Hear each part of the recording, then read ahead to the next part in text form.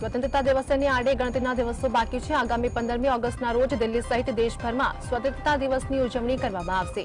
દેશવાસીઓ આઝાદીના રંગમાં રંગાશે ત્યારે આ સ્થિતિ વચ્ચે ખાલિસ્તાની સમર્થક આતંકવાદી પાકિસ્તાની ગુપ્તચર એજન્સી આઈએસઆઈની સાથે મળીને દિલ્હી એનસીઆરમાં મોટો આતંકવાદી હુમલો કરી શકે છે, જેના પગલે આઝાદીના પર્વને લઈને રાજધાની દિલ્હીમાં સુરક્ષામાં વધારો કરવામાં આવ્યો છે।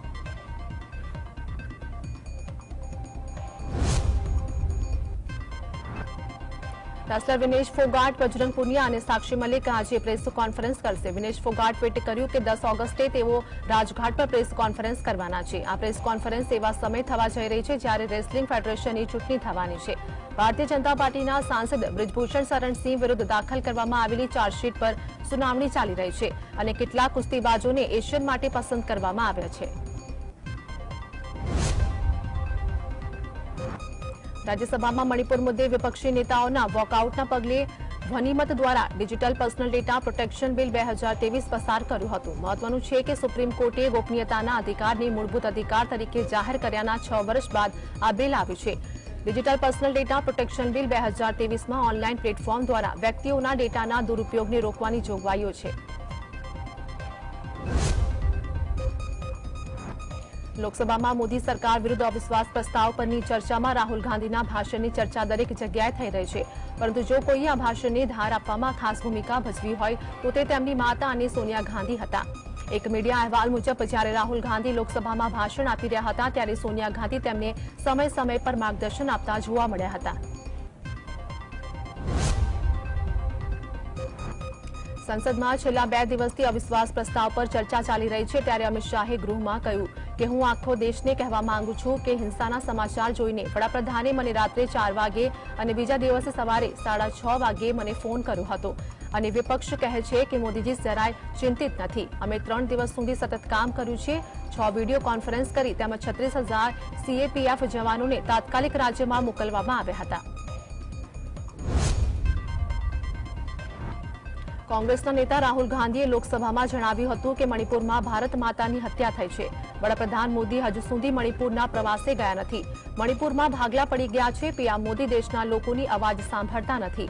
પીએમ મોદી માત્ર 2 લોકોની વાત સાંભળે છે। રાહુલ ગાંધીને જણાવ્યું કે મણિપુર યાત્રા દરમિયાન રાહત શિબિર કેન્દ્રોમાં મહિલાઓ સાથે વાત કરી તેમનું દુઃખ જાણવાનો પ્રયાસ કર્યો છે।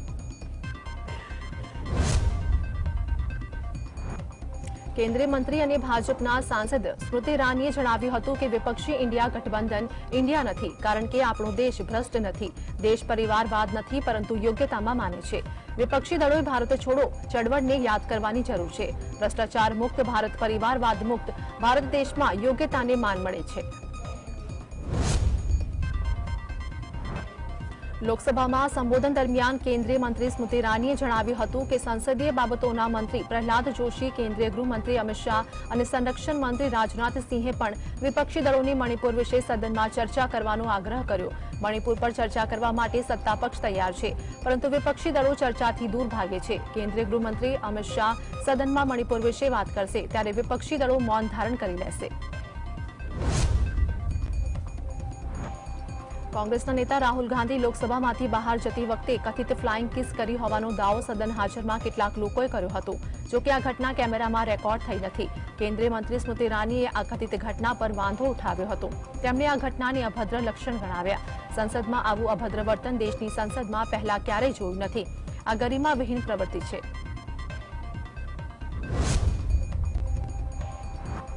નેશનલ કોન્ફરન્સના નેતા ડોક્ટર ફારૂક અબ્દુલ્લાએ અવિશ્વાસ પ્રસ્તાવ પર ચર્ચા દરમિયાન લોકસભામાં જણાવ્યું હતું કે આ રાષ્ટ્રનો ભાગ હોવા પર અમને ગર્વ છે, પરંતુ આ રાષ્ટ્રની જવાબદારી માત્ર હિન્દુઓ પ્રત્યે જ નથી પરંતુ ભારતમાં રહેનારા શીખ, મુસ્લિમ, ખ્રિસ્તી અને દેશમાં રહેતા તમામ લોકો પ્રત્યે છે। વડાપ્રધાન માત્ર કોઈ એક રંગનું પ્રતિનિધિત્વ કરતા નથી, તેઓ ભારતનું પ્રતિનિધિત્વ કરે છે। કોંગ્રેસ નેતા રાહુલ ગાંધીએ દિલ્હીમાં આવેલા તેમના નિવાસસ્થાન પાસે અકસ્માતનો ભોગ બનનાર વ્યક્તિની મદદ કરી હતી। રાહુલ ગાંધી અકસ્માતનો ભોગ બનનાર વ્યક્તિના ખબર અંતર પૂછ્યા હતા અને ડ્રાઇવિંગ વખતે સાવચેતી રાખવાની સલાહ આપી હતી। આ બાદ રાહુલ ગાંધી સંસદ ભવન માટે રવાના થયા હતા।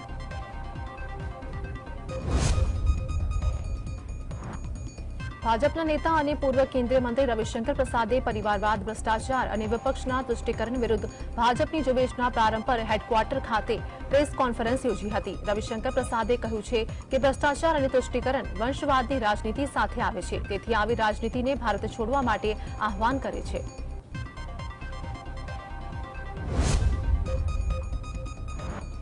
ભારતીય જનતા પાર્ટીના રાષ્ટ્રીય અધ્યક્ષ જેપી નડ્ડાએ કહ્યું કે વડાપ્રધાન નરેન્દ્ર મોદીના નેતૃત્વમાં જે રીતે ત્રિસ્તરીય પંચાયતી રાજ મજબૂત થયું છે તે ભૂતકાળમાં ક્યારેય બન્યું નથી। મંગળવારે સૂરજકુંડ સ્થિત રાજહંસ કન્વેન્શન સેન્ટર ખાતે ભાજપની 2 દિવસીય પ્રાદેશિક પંચાયતી રાજ પરિષદની બેઠકનું ઔપચારિક સમાપન કરતી વખતે નડ્ડાએ જણાવ્યું હતું કે છેલ્લા 9 વર્ષોમાં વડાપ્રધાન નરેન્દ્ર મોદીના નેતૃત્વમાં જે રીતે ત્રિસ્તરીય પંચાયતી રાજ મજબૂત બન્યું છે।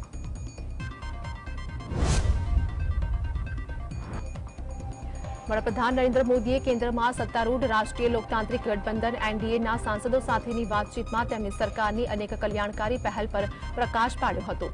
તેમણે લોકોને યોજનાઓનો લાભ લેતા રહેશો તો મોદીની ગેરંટી છે કે તેમનો લાભ ચોક્કસ મળશે, તેમણે જણાવ્યું હતું।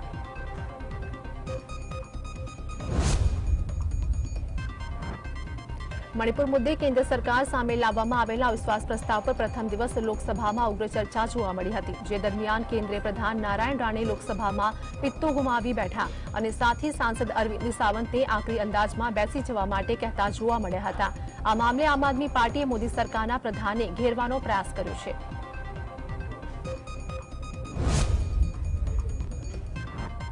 અવિશ્વાસ પ્રસ્તાવ વિશે વાત કરતા કોંગ્રેસ પાર્ટીના સાંસદ ગૌરવ ગોગોઈએ જણાવ્યું કે દેશના કેન્દ્રીય ગૃહમંત્રી અમિત શાહને પૂછવા માંગુ છું કે તેમણે મણિપુર યાત્રા દરમિયાન નિવૃત્ત ન્યાયાધીશની આગેવાની હેઠળ કમિટી અને શાંતિ સમિતિનું ગઠન કર્યું હતું। આ શાંતિ સમિતિ મણિપુર હિંસા મુદ્દે અત્યાર સુધીમાં કેટલી વાર બેઠક કરી?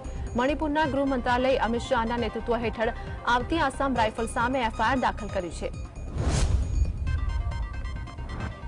આજે વિશ્વ સિંહ દિવસ છે, ત્યારે સાસણગીર ખાતે વિશ્વ સિંહ દિવસની ભવ્ય ઉજવણી કરાઈ, જેમાં સાસણગીરના ડીસીએફ ડોક્ટર મોહન રામ દ્વારા સિંહના મુખોટા, પેમ્પલેટ, સીડીઓનું વિતરણ કરવામાં આવ્યું। આ દરમિયાન એક રેલીનું પણ આયોજન કરવામાં આવ્યું હતું, જેમાં શાળામાં તમામ બાળકો, શિક્ષકો, સ્થાનિકો બહોળી સંખ્યામાં રેલીમાં જોડાયા હતા। મહત્વનું છે કે સિંહ માત્ર ગુજરાતના ગીરની નહીં પરંતુ વિશ્વની શાન છે।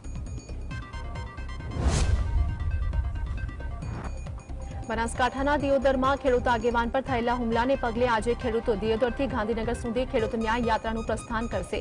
ખેડૂતો ગાંધીનગર પહોંચીને ધારાસભ્ય કેસાજી ચૌહાણના રાજીનામાની માંગ કરશે। મહત્વનું છે કે થોડા દિવસ અગાઉ દિયોદરમાં ભાજપના ધારાસભ્ય કેસાજી ચૌહાણની ઉપસ્થિતિમાં અટલ ભૂજલ યોજના અંતર્ગત કાર્યક્રમ યોજાયો હતો। ભારતીય railway catering and tourism corporation દ્વારા મહત્વની જાહેરાત કરવામાં આવી હતી, જેમાં ભારતીય રેલવે દ્વારા આગામી 31 ઓક્ટોબરના રોજ રાજકોટથી દેશના અલગ અલગ તીર્થ સ્થાનો માટે ટ્રેન ઉપાડવામાં આવશે। આઈઆરસીટીસી દ્વારા પુરી, કાશી, અયોધ્યા, પ્રયાગરાજ માટે રાજકોટથી સ્પેશિયલ ટ્રેન દોડવામાં આવશે। વિશ્વ આદિવાસી દિવસની ઉજવણી દરમિયાન ભૂપેન્દ્ર પટેલે મોટી જાહેરાત કરી હતી। રાજ્યના અનુસૂચિત જનજાતિ વિદ્યાર્થીઓના શૈક્ષણિક હિતમાં રાજ્ય સરકારે મહત્વપૂર્ણ નિર્ણય લીધો છે, જેમાં અભ્યાસક્રમમાં ફી ₹6 લાખ કરતાં વધુ હોય તેવા અનુસૂચિત જનજાતિના વિદ્યાર્થીઓની વધારાની રકમ રાજ્ય સરકાર ચૂકવશે। નર્મદા જિલ્લાના ડેડિયાપાડા ખાતે વિશ્વ આદિવાસી દિવસની ઉજવણીમાં રાજ્યના કૃષિમંત્રી રાઘવજી પટેલની હાજરી આપી હતી, ત્યારે કૃષિમંત્રી રાઘવજી પટેલે આદિવાસી રીત રિવાજથી અજાણ હોવાથી ભૂલમાં દેશી દારૂનો પીડિયો ચરણામૃત સમજી મોઢે માણી દીધો હતો।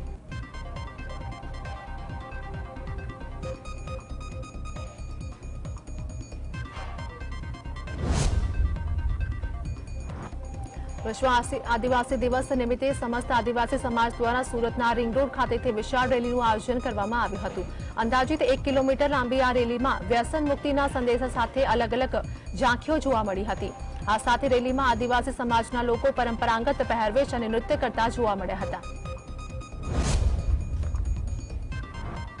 સુરતમાં આદિવાસી સમાજે વિશ્વ આદિવાસી દિવસની ઉજવણીના ભાગરૂપે રેલી કાઢી હતી। આ દરમિયાન એક યુવકે બ્રિજ ચડી જોખમી ડાન્સ કર્યો હતો। અંદાજે 30 થી 40 ફૂટ ઊંચા બ્રિજ પર ઊભા રહી ડાન્સ કર્યો હતો। અકસ્માતની ઘટના બનવાની પૂરેપૂરી શક્યતા હતી, તેમ છતાં યુવક મસ્તીમાં મગ્ન હતો। સમગ્ર બનાસકાંઠા જિલ્લામાં મારી માટી મારો દેશ, મિટ્ટી કો નમન, વીરો કા વંદન કાર્યક્રમનો શુભારંભ કરવામાં આવ્યો હતો। દાંતા તાલુકાના કણબિયાવાસ ખાતેથી ઉદ્યોગ તથા શ્રમ અને રોજગાર વિભાગના કેબિનેટ મંત્રી તથા જિલ્લાના પ્રભારી મંત્રી બલવંતસિંહ રાજપૂતે કાર્યક્રમનો શુભારંભ કરાવ્યો હતો। શહેરા તાલુકામાં મારી માટી મારો દેશ કાર્યક્રમનો શુભારંભ કરવામાં આવ્યો હતો। સાથોસાથ શહેરા તાલુકાની ગ્રામ પંચાયતોમાં શહીદોની યાદમાં શિલાલેખ સ્થાપિત કરીને વૃક્ષારોપણ કરવામાં આવ્યું હતું। આ ઉપરાંત મારી માટી મારો દેશ અભિયાન અંતર્ગત અમૃતકાળ યાત્રાનું આયોજન કરવામાં આવ્યું હતું। સુરતમાં આઝાદી કા અમૃત મહોત્સવની પૂર્ણાહુતિને યાદગાર બનાવવા જિલ્લા કલેક્ટરે નાગરિકોને અનુરોધ કર્યો હતો। માતૃભૂમિને નમન અને દેશના સપૂતોને શ્રદ્ધાંજલિ આપવા માટે તારીખ 9 થી 31 ઓગસ્ટે દેશભરમાં મારી માટી મારો દેશ અભિયાન અંતર્ગત કાર્યક્રમ યોજાશે, જેમાં સુરત જિલ્લાના તમામ ગામમાં 75 જેટલા રોપાઓ વાવીને તેની જાળવણી માટે વન વિભાગ સાથે સંકલન કરાયું છે। ગીર સોમનાથ જિલ્લામાં સરપંચ સંગઠનની શરૂઆત કરવામાં આવી છે। સુત્રાપાડા તાલુકા સરપંચ સંગઠનના પ્રમુખ તરીકે લોઢવાના સરપંચ હીરાભાઈ વાઢેની સર્વાનુમતે પ્રમુખ તરીકે વરણી કરવામાં આવી છે, જ્યારે ઉપપ્રમુખ તરીકે વડોદરા ઝાલાના સરપંચ ભગીરથસિંહ ઝાલાની વરણી કરવામાં આવી।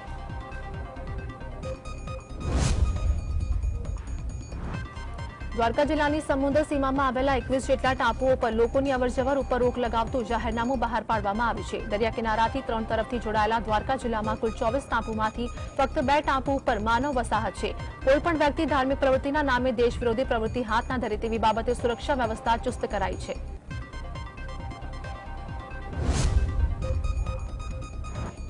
દિલ્હીના મુખ્યમંત્રી અરવિંદ કેજરીવાલે અને સંજય સિંહની સામે બદનક્ષી ફરિયાદ કેસમાં આરોપીને હાજર થવા માટે સમન્સની પડકારતી અરજીને સાંભળવા હાઈકોર્ટે સંમતિ આપી છે। આ મામલે 11 ઓગસ્ટે હાઈકોર્ટમાં સુનાવણી થશે। 11 ઓગસ્ટના રોજ અરવિંદ કેજરીવાલ અને સંજય સિંહને મેટ્રોપોલિટન કોર્ટ સમક્ષ હાજર થવા માટે ફરમાન કરતું સમન્સ ઇસ્યુ થયું હતું।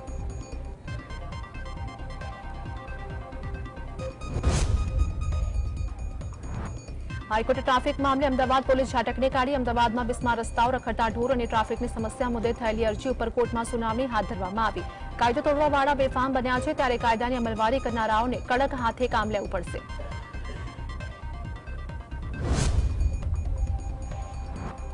અમદાવાદમાં ટીપી 65ને લઈને સ્થાનિકોએ મેયર કિરીટ પરમારના વોર્ડ પર જ વિરોધ નોંધાવ્યો હતો। ઠક્કરબાપાનગર વિસ્તારમાં રહીશો દ્વારા ફરિયાદ નિવારણ વોર્ડ સભા કાર્યક્રમમાં મણિબા સ્કૂલની પાછળ 16 સોસાયટીઓમાં રહીશોએ વિરોધ પ્રદર્શન કર્યું હતું। સ્થાનિક કોર્પોરેટર અને મેયરના સામે રહીશો દ્વારા સૂત્રોચ્ચાર કરાયા હતા।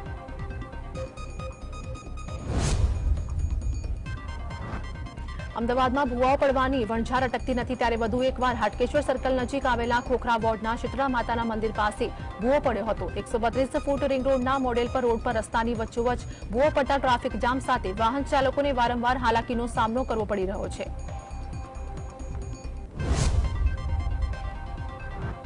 અમદાવાદના હાટકેશ્વર બ્રિજ અંગે કોંગ્રેસના કાર્યકરો અને સ્થાનિકોએ દેખાવ કર્યો હતો। કોંગ્રેસ કાર્યકરો બ્રિજને તોડવાની તારીખ જાહેર કરવાની માંગ કરી હતી। બ્રિજ તોડવાનું જાહેર કરી દેવામાં આવ્યું છે, પરંતુ ક્યારે તોડવામાં આવશે તે હજુ સુધી નક્કી કરવામાં આવ્યું નથી। બ્રિજ બંધ હોવાને કારણે સ્થાનિકોને મુશ્કેલીઓ કચ્છના મુખ્ય શહેર ભુજ અને ખાવડા બોર્ડને જોડતો રુદ્રમાતા પુલની ગરબડમાં તિરાડ પડી જતા પુલને અચાનક બંધ કરવામાં આવ્યો, જેને કારણે 44 ગ્રામ પંચાયતના લોકોને મુશ્કેલી સર્જાય છે। પુલ પાસે ડાયવર્ઝન વગર બંધ કરી દેવાતા લોકોને ભુજ જવા માટે 50 કિલોમીટર લાંબો રસ્તો ફરીને જવાનો વારો આવ્યો છે।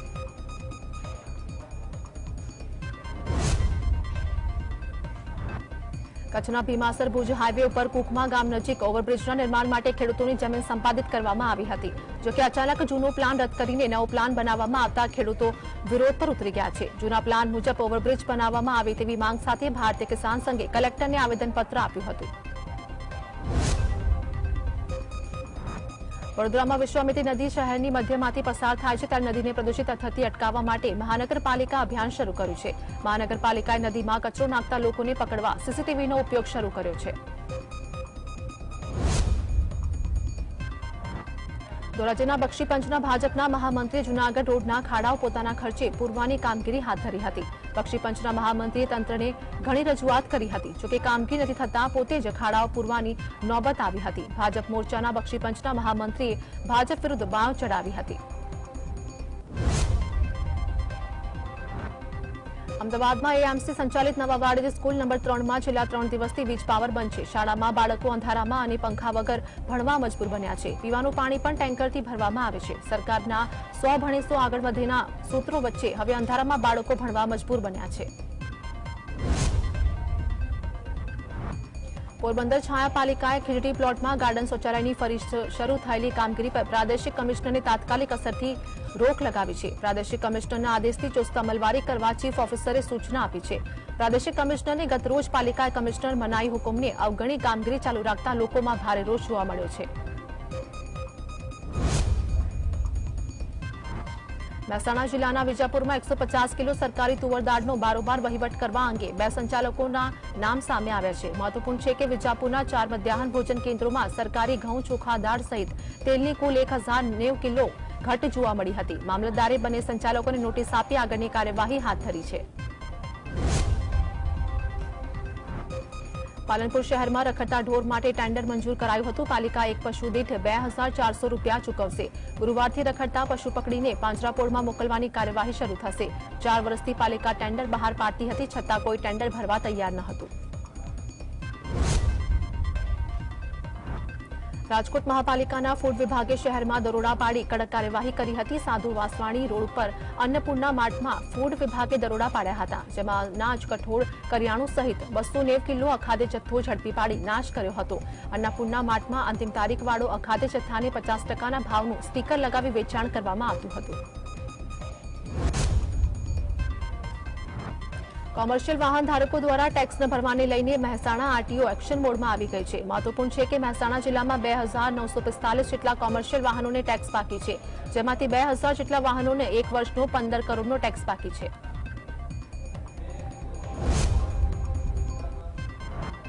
ઇસ્કોન બ્રિજ અકસ્માતમાં 9 લોકોને રહેસી નાખનાર નબીરા તથ્ય પટેલનું અમદાવાદ આરટીઓએ ડ્રાઇવિંગ લાયસન્સ રદ કર્યું છે. તથ્યના જેગુઆર કાંડ બાદ ભૂતકાળના અનેક કારનામા બહાર આવ્યા હતા. છેલ્લા 6 મહિનામાં તથ્યએ 3 અકસ્માત કર્યા. ઇસ્કોન બ્રિજ અકસ્માત બાદ પોલીસે આરટીઓને અરજી આપી હતી, જેને લઈને આરટીઓએ તથ્યનું ડ્રાઇવિંગ લાયસન્સ રદ કર્યું. અમદાવાદ શહેરના બહુચર્ચિત ઇસ્કોન અકસ્માત કેસના મુખ્ય આરોપી તથ્ય પટેલની માંગણીઓ પર ગ્રામ્ય કોર્ટમાં સુનાવણી અંતર્ગત સરકારનો જવાબ સામે આવ્યો છે. અગાઉ તથ્ય પટેલ અને પ્રજ્ઞેશ પટેલ કોર્ટ સમક્ષ અરજીમાં કરેલ માંગણીઓ મુજબ તેને સવલતો પૂરી પાડવામાં આવશે. અમદાવાદ શહેરના ગોજારા ઇસ્કોન અકસ્માત કેસના મુખ્ય આરોપી તથ્ય પટેલના પિતા પ્રજ્ઞેશ પટેલે ગ્રામ્ય સેશન કોર્ટમાં કરેલી જામીન અરજી કોર્ટે નામંજૂર કરી હતી. આ કેસમાં બંને પક્ષે દલીલો ગત સુનાવણીમાં પૂર્ણ થઈ હતી. ગુજરાત યુનિવર્સિટીમાંથી ગાંજાનો છોડ પકડાયા બાદ વડોદરાની એમએસ યુનિવર્સિટીમાં ગાંજાનો છોડ શોધી કાઢવાનું ભૂત ઘણ્યું હતું. યુનિવર્સિટીના સિક્યોરિટી જવાનોની ગાંજાના છોડવાની શોધખોળની કામગીરી હાસ્યાસ્પદ બની હતી. ગાંજાનો છોડની જાણકારી ન હોવા છતાં જવાનો ગાંજાના છોડ શોધવા નીકળતા કુતૂહલ સર્જાયું હતું. રાજકોટમાં પ્રદેશ એનએસયુઆઈ અને કાર્યકરો દ્વારા મારવાડી યુનિવર્સિટી અને ગુજરાત યુનિવર્સિટીમાં ગાંજો મળતા બાબતે વિરોધ પ્રદર્શન કરવામાં આવ્યું હતું. એનએસયુઆઈ દ્વારા કલેક્ટર કચેરી ખાતે આશ્ચર્યજનક કાર્યક્રમ યોજીને વિરોધ કરવામાં આવ્યો હતો. ગાંજો મળતા કાર્યવાહી ન થતા તેમજ આંખોમાં કાળી પટ્ટી અને મોઢામાં ખોટી નોટ રાખી વિરોધ દર્શાવ્યો હતો. ગુજરાત એટીએસ દ્વારા પકડવામાં આવેલા 3 આતંકીઓને મામલે રોજ નવા ખુલાસા સામે આવી રહ્યા છે. ત્યારે તપાસમાં વધુ એક ખુલાસો સામે આવ્યો છે, જેમાં સામે આવ્યું છે કે આરોપી છેલ્લા 1 વર્ષથી અલ-કાયદાના સંપર્કમાં હતા. તેમજ આતંકીઓ ટેલિગ્રામ મારફતે જેહાદી પ્રવૃત્તિઓની સ્ફોટ કોપી મંગાવતા હતા. તો હાલ આતંકીઓ દ્વારા પ્રભાવિત કરવાની કોશિશ કરવામાં આવેલ 15 યુવકોના નિવેદનો પણ લેવામાં આવ્યા છે.